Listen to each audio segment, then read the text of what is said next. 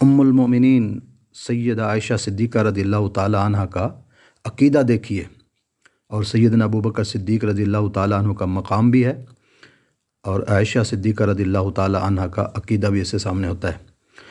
المومنین حضرت عائشہ صدیقہ رضی اللہ تعالیٰ عنہ فرماتی ہے کہ رسول اللہ صلی اللہ علیہ وسلم کا سر مبارک ایک چاندنی رات کے اندر میری گود میں تھا، یعنی شام کا وقت تھا، رات کا وقت تھا، امام الانبیاء صلی اللہ علیہ وسلم میری گود کے اندر اپنا سر مبارک رکھ کر آرام فرما رہے ہیں۔ تو اسی دوران کہتی ہیں آسمان کے اوپر میں نے دیکھا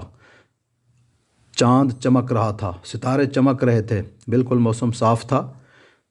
تو فرماتی ہیں میں نے پیارے حبیب علیہ الصلوۃ والسلام سے عرض کی، یا رسول اللہ صلی اللہ علیہ وسلم، کیا کسی آدمی کی، کسی بندے کی نیکیاں اتنی ہوں گی جتنی آسمان کے اوپر ستارے ہیں؟ آسمان کے ستاروں کی تعداد کے برابر بھی کسی کی نیکیاں ہوں گی؟ تو پیارے حبیب علیہ الصلوۃ والسلام نے فرمایا ہاں، حضرت عمر رضی اللہ تعالی عنہ، ان کی نیکیاں جو ہیں وہ آسمان کے ستاروں کے برابر ہیں۔ تو حضرت عائشہ صدیقہ رضی اللہ تعالی عنہ فرماتی ہیں میں نے کہا کہ پھر حضرت ابو بکر کی نیکیاں کہاں گئیں؟ ان کے ذہن میں خیال یہی تھا کہ حضرت ابو بکر صدیق کا نام آئے گا کہ ان کی نیکیاں آسمان کے ستاروں کے برابر ہیں۔ تو جب انہوں نے یہ کہا کہ ابو بکر کی نیکیاں کہاں گئیں، تو پیارے حبیب علیہ الصلوۃ والسلام نے فرمایا عمر کی ساری نیکیاں حضرت ابو بکر کی ایک نیکی کی طرح ہیں۔ تو پیارے حبیب علیہ الصلوۃ والسلام نے سیدنا فاروق اعظم رضی اللہ تعالی عنہ کا عمل بھی بتایا، صدیق اکبر رضی اللہ تعالی عنہ کا عمل بھی بتایا۔ اب عائشہ صدیقہ رضی اللہ تعالی عنہ کا عقیدہ دیکھیے، انہوں نے یہ کیا سوچ کر سوال کیا کہ آپ کو کسی بات کا علم نہیں ہے،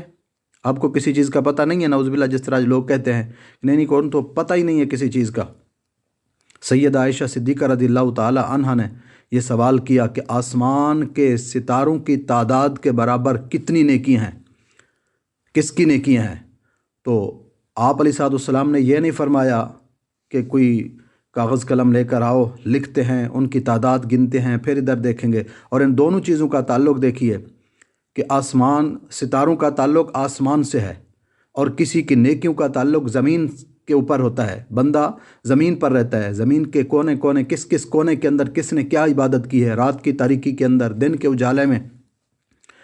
تو حضرت عائشہ صدیقہ رضی اللہ تعالی عنہ نے یہ سوال کر کے بتا دیا، اپنا عقیدہ ظاہر کر دیا کہ ان کو یہ پتہ ہے، وہ یہ عقیدہ رکھتی ہیں کہ پیارے حبیب علیہ الصلوۃ والسلام کو آسمان کے گوشے گوشے کی خبر ہے، اور زمین کے بھی ہر گوشے کی خبر ہے، اور اپنے ہر امتی کے عمل کی بھی آپ کو خبر ہے۔ تبھی تو آپ نے یہ پوچھا ہے، وگرنہ عمل کے بارے میں تو سوال نہیں ہو سکتا تھا کہ جو نیکیاں کرتا ہے، جو بندہ کسی کی، جو رب تعالیٰ کی عبادت کرتا ہے، ذکر اذکار کرتا ہے، کوئی تاریکی کے اندر ہے، کوئی اجالے کے اندر ہے، کوئی رات کو، کوئی دن کو، کوئی کس کونے میں، کوئی کس کونے میں، ہر کوئی دیکھتا تو نہیں۔ لیکن یہ حضرت عائشہ صدیقہ رضی اللہ تعالیٰ عنہ کا عقیدہ ہے کہ میرے نبی کو اللہ رب العالمین نے ہر چیز کا علم عطا فرما دیا ہے۔ اور پھر سیدنا ابو بکر صدیق رضی اللہ تعالی عنہ جو ہے، ان کی جو ایک نیکی کو عمر فاروق کی ساری نیکیوں سے بہتر قرار دیا گیا، اس کے برابر قرار دیا گیا، وہ نیکی کون سی ہے؟ ہمارے بزرگان دین نے زیادہ تر یہی لکھا ہے کہ وہ نیکی ایک عمر فاروق رضی اللہ تعالیٰ عنہ کی تمام نیکیوں کے برابر جو ہو گئی ہے، سیدنا صدیق اکبر رضی اللہ تعالیٰ عنہ کی غار والی نیکی، کہ ہجرت کی رات پیارے حبیب علیہ الصلوۃ والسلام کو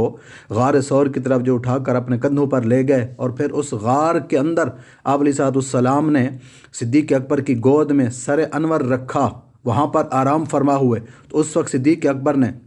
نماز نہیں پڑھی، تہجد نہیں پڑھی، کوئی عبادت اور نہیں تھی، بلکہ اس وقت چہرہ مصطفیٰ کو خوب جی بھر کر دیکھتے رہے،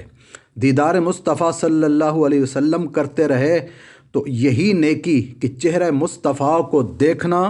دنیا بھر کی ساری نیکیوں سے بڑھ کر قرار پائی ہے۔ کیا ہی خوب کہا ہے کہ ثابت ہوا کہ جملہ فرائض فروع ہیں، اصل الاصول بندگی استاج ور کی ہے۔